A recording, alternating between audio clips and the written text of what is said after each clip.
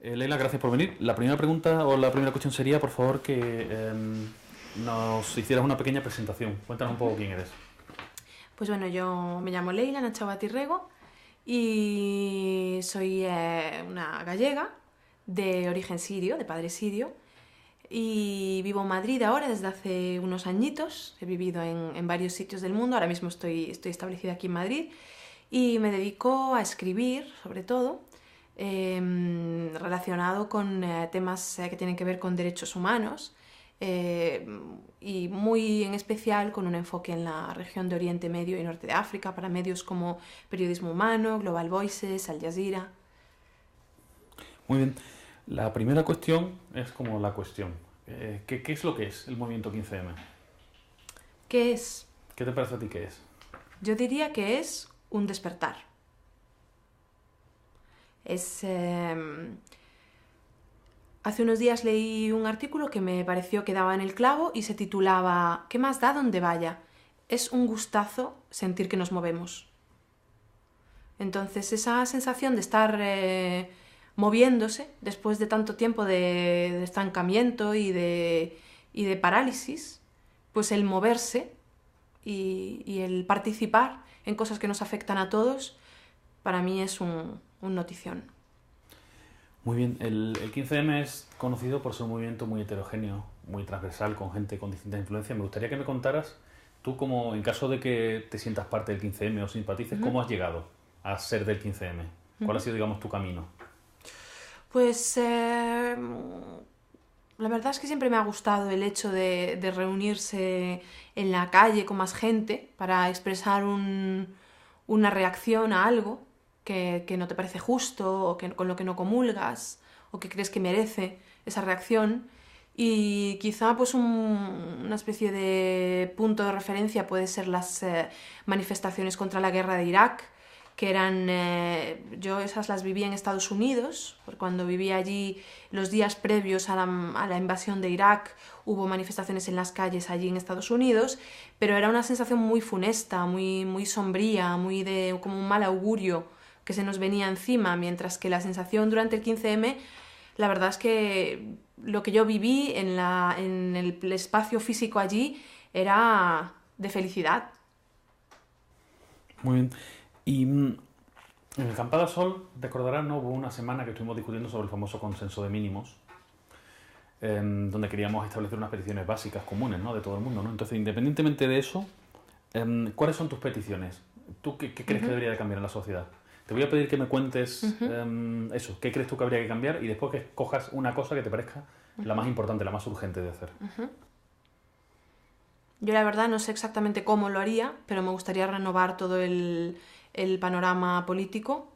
Viendo ayer el debate, no lo he visto, pero he oído los ecos por todas partes y por internet de lo que fue aquello, y es un formato tan caduco, tan viejo, tan rancio, que huele a moho y a naftalina, que no creo que represente a nadie, ni sea un reflejo ni de los tiempos que vivimos, ni de las formas organizativas actuales. Entonces me gustaría otro tipo de estructuras y, pues por pedir algo de forma inmediata, una reforma de la ley electoral que dé oportunidad a sectores más amplios de la población a sentirse representados.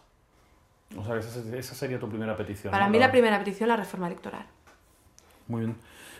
Ahora, me gustaría, quizás desde un punto de vista personal, que nos contaras lo mejor que has vivido desde el pasado día 15 de mayo y lo peor.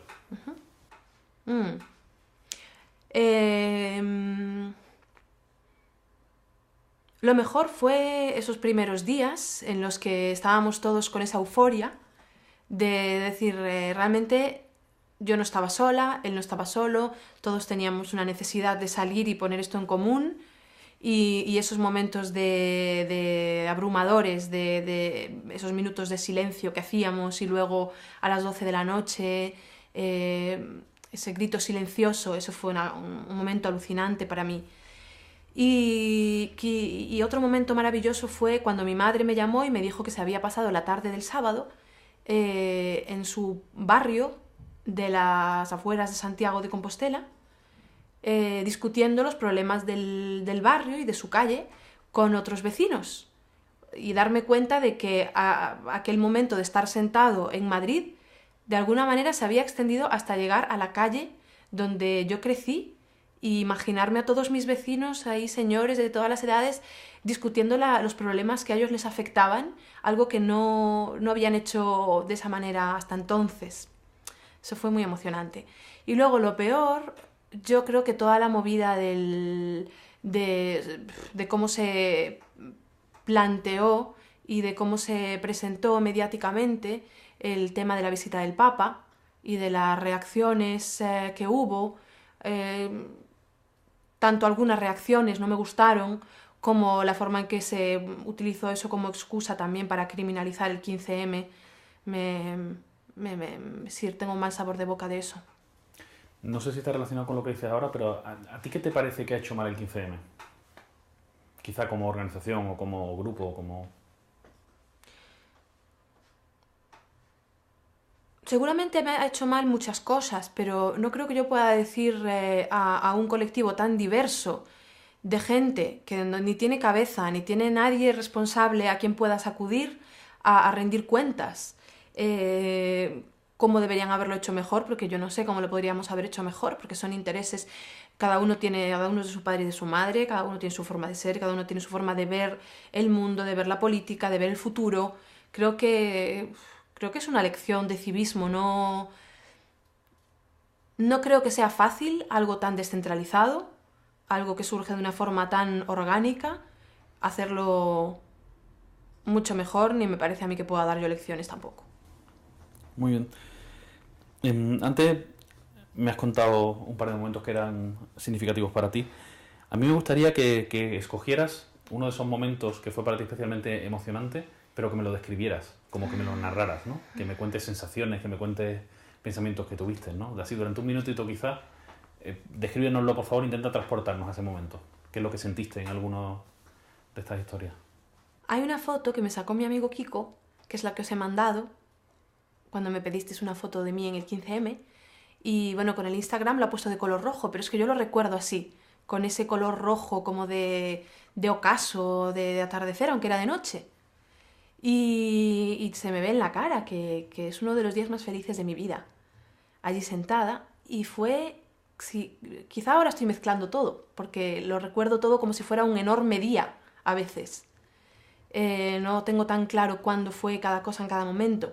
Se mezcla todo y te quedan más bien las sensaciones. Y la sensación de ese día era de estar feliz, de estar contenta, de estar en la calle. Y además el hecho de salir del ordenador, de pasar de pedir cosas a través de internet, a través de Twitter, de hacerte eco de no sé qué, a tener a la gente allí, esa necesidad de tocar, de estar allí físicamente, de palpar a los demás, de sentir a los demás, y ese momento del silencio, del grito silencioso, eso fue una sensación impresionante, el tener allí a miles de personas, estar rodeada de miles de personas, todos absolutamente en silencio, se oía el vuelo de una mosca, y de repente estallar todos como si fuéramos uno.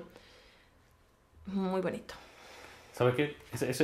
Ese momento, que también es mi momento, de hecho yo lo pasé grabando un vídeo que me tiembla la mano, Sí. y cada vez que veo el vídeo me pongo a llorar, ¿no? Sí. Todo el mundo que ha pasado por aquí hasta ahora lo comenta. Sí. Así que fue realmente un momento que compartimos todos los que estamos allí de especial intensidad, ¿no? Para acabar un poco con la parte general, me gustaría preguntarte a ti qué te parece que es lo más importante de todo lo que ha pasado. ¿Con qué te quedarías tú? Me parece que las cosas ya no nos dan igual. Y que sentimos que no estamos solos. Y que sentimos que hay cosas que podemos hacer y que tenemos que hacerlas. Y que hablar de política ya no es un tabú, ni cosa simplemente de los que se dedican a ello profesionalmente, de los políticos, sino es algo que nos afecta a todos y que requiere que participemos y que estemos implicados en lo que nos rodea, pero sobre todo es esa sensación de despertar de un letargo. Muy bien.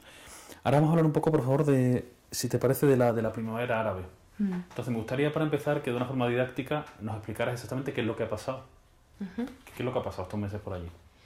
Lo que ha pasado es que ellos también han despertado, pero han despertado de un silencio que los tenía amordazados, de unas dictaduras que llevaban años y décadas instaladas en estos países, sin que desde fuera, sin que desde otros países se les cuestionase. Tenían legitimidad internacional, tenían apoyos económicos, diplomáticos, políticos, y eso generó una especie de bloqueo en el que de padres a hijos se transmitían esas dictaduras como si fuesen herencia, como si fuesen monarquías en realidad, dictaduras hereditarias. Y llegó un punto en el que toda una generación había luchado contra esos regímenes cuando se instalaron, pero llegó un momento en el que esa misma generación veía imposible salir de ahí, veía imposible que las cosas cambiasen, porque durante demasiados años nada se había movido. Y todos los intentos de cambiar eso y de salir de esas dictaduras se habían aplastado, se habían sofocado de forma muy violenta, sin darle ni siquiera la oportunidad de evolucionar. Entonces, con el estallido de una pequeña mecha en Túnez, el suicidio de Bouazizi fue muy simbólico y prendió la mecha al resto de países. Y era muy simbólico porque era muy fácil empatizar con un joven que tenía una licenciatura o, bueno, tenía estudios superiores y creo que incluso posgrado, y cansado de buscar trabajo y sin encontrarlo para mantener a su familia, se compró un carrito de verdura y vendía verdura. Y entonces la segunda vez que la policía vino y le tumbó su carrito, pues decidió que no podía más y como gesto simbólico hizo algo que se ha hecho mucho a lo largo de la historia, que es inmolarse para llamar la atención. Y es muy sintomático de estas sociedades en las que muy pocos tienen oportunidades, muy pocos tienen acceso a las cosas más básicas. No hay oportunidad de salir de la pobreza, no hay oportunidad de salir de la miseria. Hay muchas diferencias sociales, hay ricos muy ricos, pobres muy pobres. Y además mucha represión, falta de libertad de expresión. Pues el hecho de que este señor saliera y se expresase de esa manera hizo que como una tromba todos los tunecinos salieran a la calle a solidarizarse con él. Y al solidarizarse con él los tunecinos, con el efecto que eso tuvo, que es la primera vez en la historia reciente del mundo árabe en la que un dictador es derrocado por su propio pueblo. No han sido embargos, no ha sido una invasión extranjera, ha sido su propio pueblo. Y el hecho de que eso fuera posible y los tunecinos lo consiguieran hizo que los egipcios se preguntasen ¿y qué estamos haciendo nosotros si nuestra situación es igual de los tunecinos, tenemos el mismo nivel de represión o peor? Entonces el ver que las cosas eran posibles y el romper ese telón de silencio, de represión, de propaganda, hizo que estallase del mismo modo en países vecinos que tienen todos problemas muy parecidos. Y ha llegado pues en diferentes formas y con diferentes manifestaciones pues a países como Yemen o Siria, que están sufriendo las mayores pérdidas humanas y la mayor brutalidad por parte de las instituciones. Perdón. Sí, salvando las distancias y la violencia y las distintas situaciones, de cierta forma es también un despertar, igual que en 15M. ¿Tú crees que tienen relación estos movimientos, estas cosas que han pasado allí y aquí? Yo la verdad es que viviéndolo desde dentro, porque me afecta en ambos casos, para mí fue increíble vivir en el mismo momento, en el mismo periodo de tiempo de mi vida, movilizaciones en mis dos países de origen.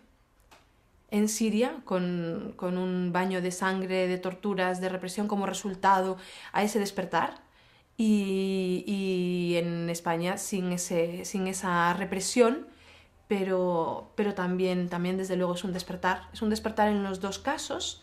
Las consecuencias de alzar la voz son muy distintas en una dictadura en un país en el que disfrutamos de libertad como este, y claro, al poder compararlos también uno valora también los logros que hemos conquistado aquí, que no hay que despreciarlos tampoco.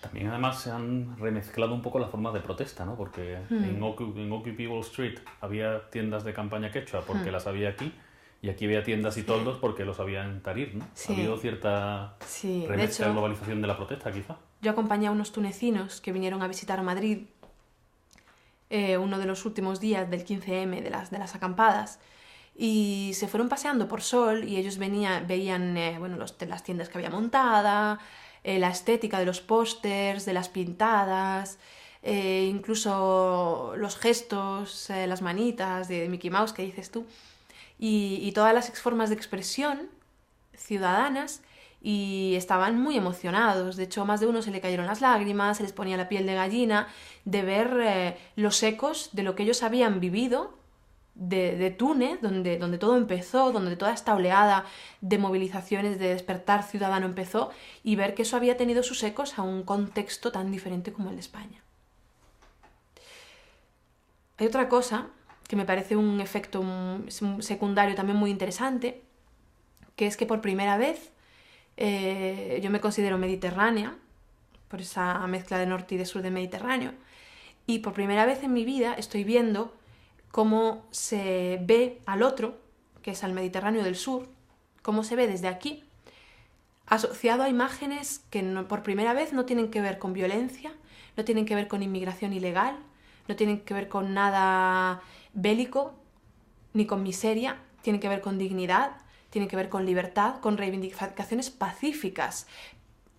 El sur del Mediterráneo está mostrando al norte cómo poner en marcha una movilización pacífica. El sur que siempre está tachado de tendencia a la violencia. Eso me parece un vuelco histórico en la imagen y en la visión del otro. Tanto aquí yo lo tengo comprobado y a mí lo he usado mucho, forma parte de mi experiencia de 15M, pero allí quizá también, ¿no? El uso de las TIC.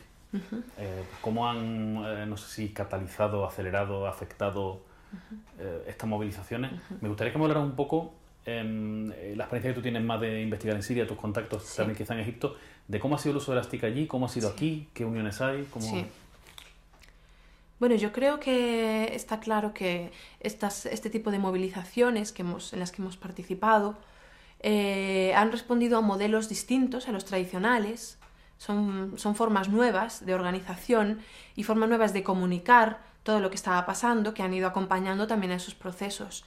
Entonces, todos hemos visto cómo han sido los propios ciudadanos o medios más pequeños y más flexibles como Periodismo Humano los que han sabido captar lo que estaba sucediendo desde los primeros momentos, mientras que para los medios tradicionales y para las instituciones, que también son tradicionales, las instituciones políticas, les ha costado entender lo que estaba pasando, les ha costado interpretarlo.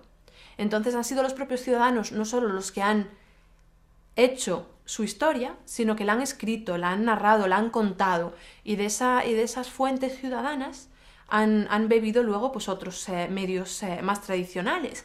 Y, por ejemplo, en Siria la situación es muy extrema. Los periodistas tienen prohibida la entrada. Solo pueden entrar periodistas muy concretos, guiados por el gobierno de la mano a lugares que al gobierno le parece interesante mostrar. Entonces, en un contexto en el que durante décadas ha estado prohibida la prensa extranjera, no se ha podido grabar lo que está sucediendo, no se ha podido mostrar, pues el hecho de que los propios ciudadanos pasen de ser parte de su historia a ser también narradores, no solo testigos, sino narradores que son conscientes de la importancia que tiene contar lo que está pasando hacia el exterior, porque si ellos no lo hacen, quizá nadie lo hará y nadie lo verá. Es histórico para romper esa barrera de propaganda que utilizan este tipo de gobiernos represivos para mostrar al mundo que nada está sucediendo.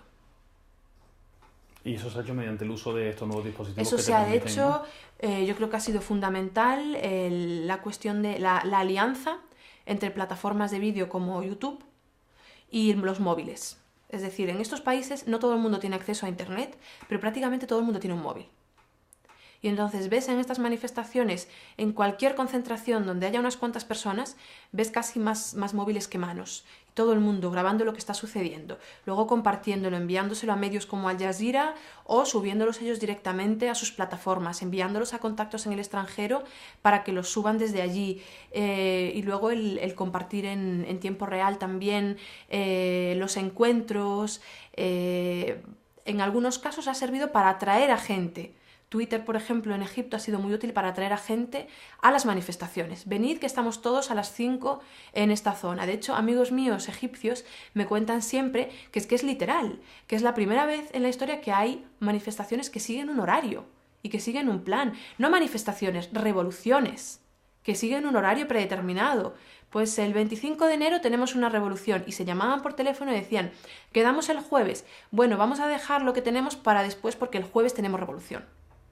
Y en efecto, y lo hicieron, lo planearon, lo difundieron por medios más tradicionales y también utilizando la tecnología más actual. Y herramientas como Twitter y Facebook sirvieron mucho en Egipto, sobre todo en los primeros países que se revolucionaron, a llevar a gente a los espacios físicos.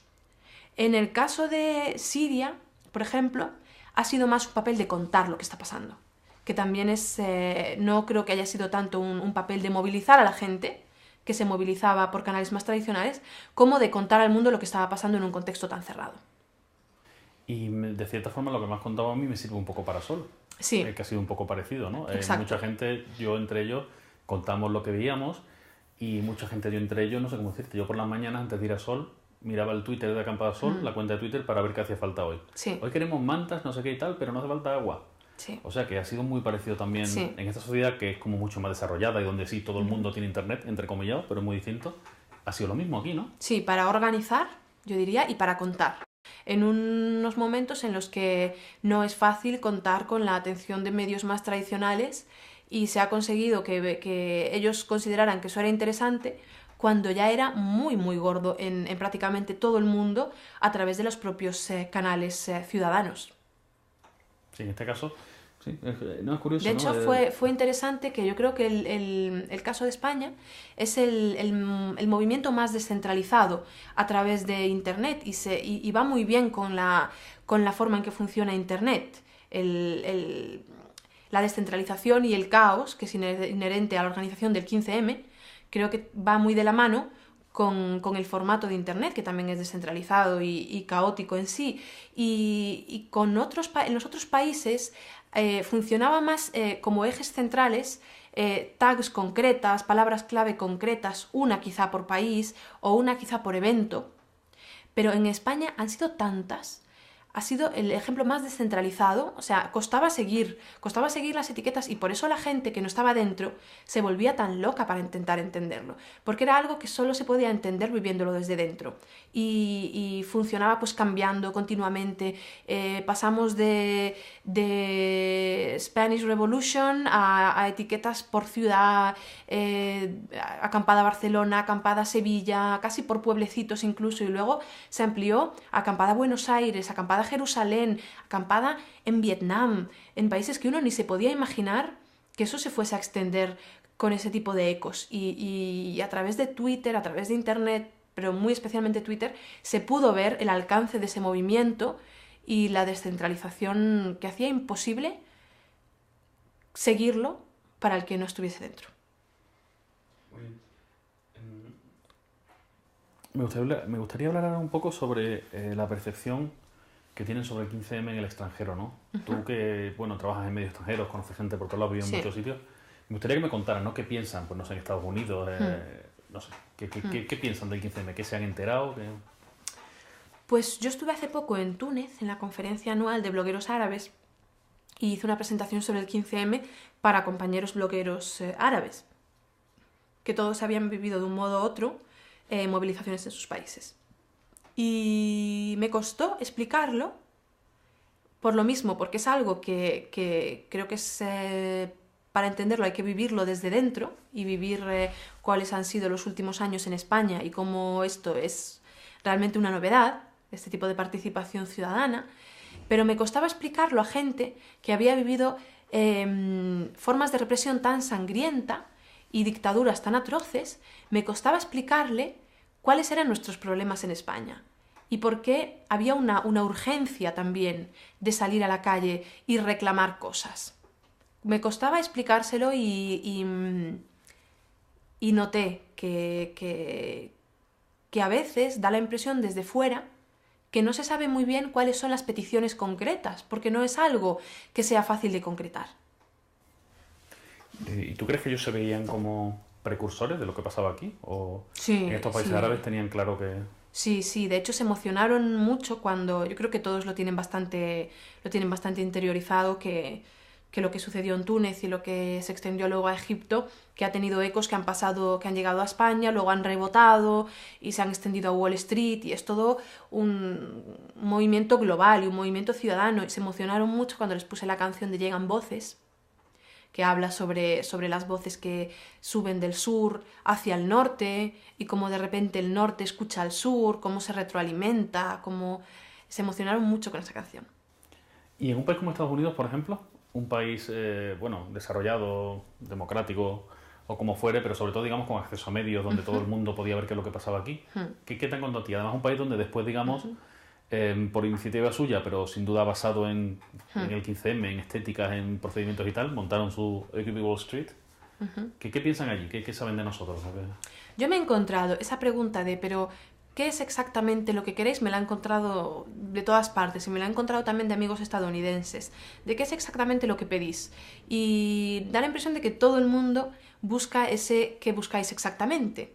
Pero eso me lo preguntaban antes de que eso se extendiese a Wall Street. Me da la impresión de que ahora, con Occupy Wall Street, se entiende mucho más fácil y que es bueno, una relación mucho más fácil de entender entre el 15M y Occupy Wall Street. Creo que las demandas son bastante paralelas, que tiene mucho que ver con la corrupción de las instituciones, con el deseo de encontrar nuevas formas de participación, de representación política. Creo que con Occupy Wall Street ha quedado mucho más asentado qué es lo que significaba y lo que está significando el 15M.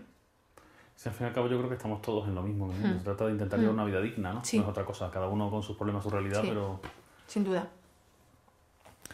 Vale, ahora me gustaría que nos contaras un poco a nivel de tu profesión como periodista, ¿cómo ha sido la cobertura del 15M? ¿Ha sido similar a otro tipo de cosas o ha tenido alguna característica especial o quizá tú te has visto tan sumergida en él? No sé. Cuéntanos cómo ha sido trabajar en el 15M e informar de lo que pasaba.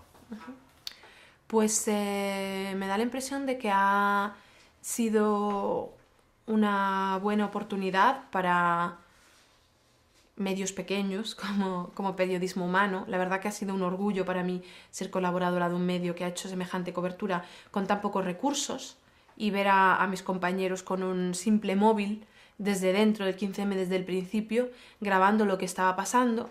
Y yo recuerdo una imagen de ver a mi compañero Juanlu con un móvil buscando batería, porque se quedaba sin batería, o sea, prácticamente dependía exclusivamente de su móvil para grabar lo que estaba pasando, para hacer streamings que vieron miles de personas en todo el mundo. Dependían de la capacidad de Juanlu de tener el brazo levantado y de grabar, de la resistencia que tuviera, de aguantar y de su batería. Y ese tipo de imágenes que grabó Juanlu dieron la vuelta al mundo. Y mientras tanto recuerdo de ver a Juanlu con el móvil grabando, y recuerdo ver a un periodista no recuerdo ahora mismo de qué medio era, pero uno de los medios de toda la vida, con una cámara en un trípode enorme, intentando entrar y sin saber por dónde. Sin saber dónde estaban pasando cosas, sin saber con quién hablar, sin saber a quién preguntar para entender por dónde empezar a cubrir aquello. Sí, o sea que en ese caso esa pequeña funcionalidad, o bueno, esa no dependencia de grandes herramientas os permitía trabajar mejor, ¿no? El vídeo que me hablas es el famoso vídeo de no sé cuántos millones de visitas, ¿no? Sí. Desde arriba del... Sí, que terminó en el New York Times ese streaming, y sí. Muy bien. Para ir acabando, a mí me gustaría que hicieras ahora un ejercicio y nos contaras un poco tú qué crees que va a pasar con todo esto. ¿Dónde vamos a ir? ¿Qué va a pasar con el 15M? Pues yo creo que lo importante es el haberse levantado y el haber despertado, y como decía ese artículo que tanto me gustó en The Guardian, ¿qué más da donde vayamos? Qué gusto moverse.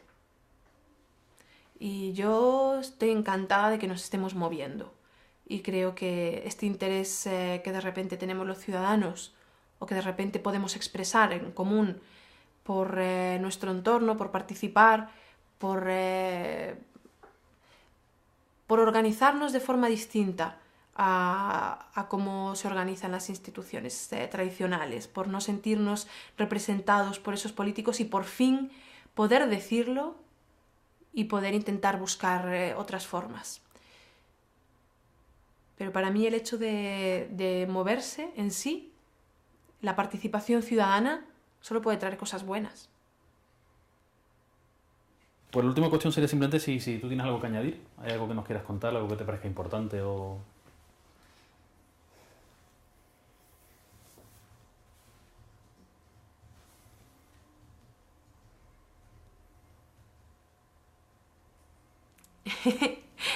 Vale, no hay problema. Es que he dicho un montón de cosas y ahora me he quedado en blanco. No hay problema. Seguro que hay mil cosas que pueda Claro. decir, pero elegir así una en plan broche final, pues no. No Muy se bien. me ocurre ahora. Pues muchísimas gracias y no, gracias por compartir con nosotros todo el... Gracias a ti.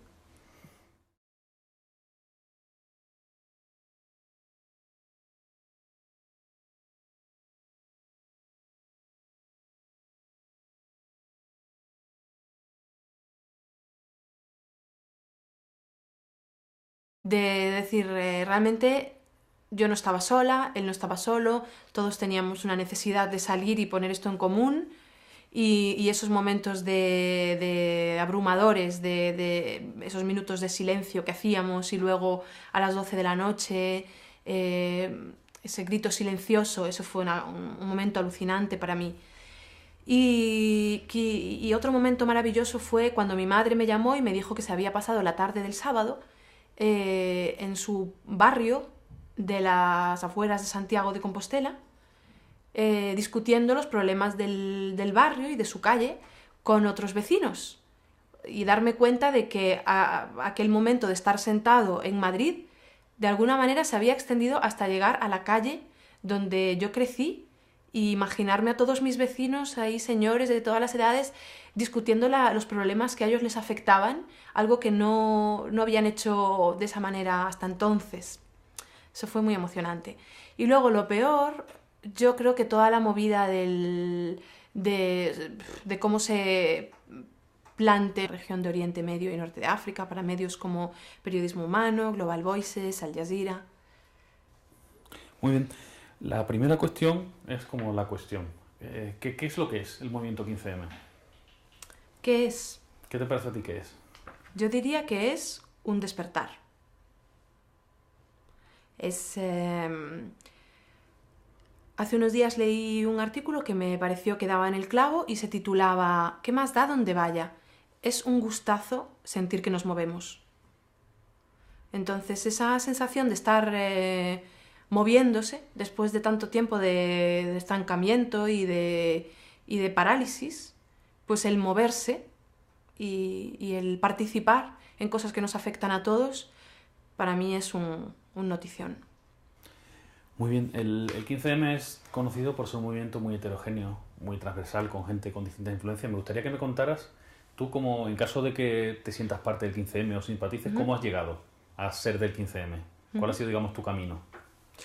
Pues la verdad es que siempre me ha gustado el hecho de reunirse en la calle con más gente para expresar una reacción a algo que no te parece justo o con lo que no comulgas o que crees que merece esa reacción. Y quizá pues una especie de punto de referencia puede ser las manifestaciones contra la guerra de Irak, que eran, yo esas las viví en Estados Unidos, porque cuando vivía allí los días previos a la invasión de Irak hubo manifestaciones en las calles allí en Estados Unidos, pero era una sensación muy funesta, muy, muy sombría, como un mal augurio que se nos venía encima, mientras que la sensación durante el 15M, la verdad es que lo que yo viví en el espacio físico allí era de felicidad. Muy bien. Y en el Campada Sol, recordarás, ¿no? Hubo una semana que estuvimos discutiendo sobre el famoso consenso de mínimos, donde queríamos establecer unas peticiones básicas comunes, ¿no? De todo el mundo, ¿no? Entonces, independientemente de eso, ¿cuáles son tus peticiones? ¿Tú qué crees que debería de cambiar en la sociedad? Te voy a pedir que me cuentes eso. ¿Qué crees tú que habría que cambiar?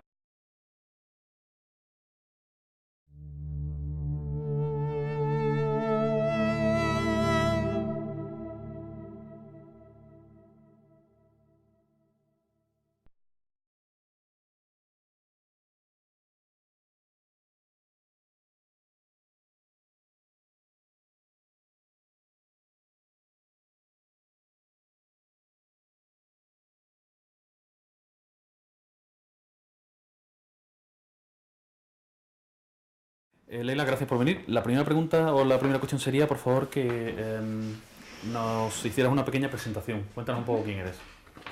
Pues bueno, yo me llamo Leila Nachabati Rego y soy una gallega de origen sirio, de padre sirio, y vivo en Madrid ahora desde hace unos añitos. He vivido en varios sitios del mundo, ahora mismo estoy establecida aquí en Madrid y me dedico a escribir, sobre todo, relacionado con temas que tienen que ver con derechos humanos y muy en especial con un enfoque en la... Cambiar y después que cojas una cosa que te parezca la más importante, la más urgente de hacer.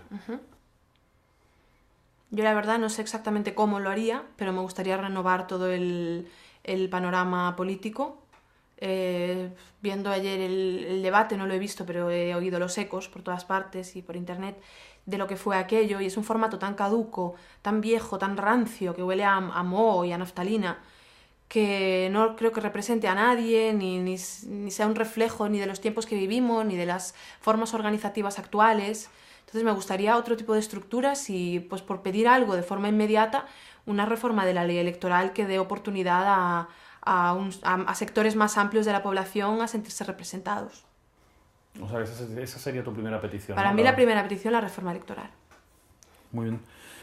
Ahora, me gustaría, quizás desde un punto de vista personal, que nos contaras lo mejor que has vivido desde el pasado día 15 de mayo y lo peor.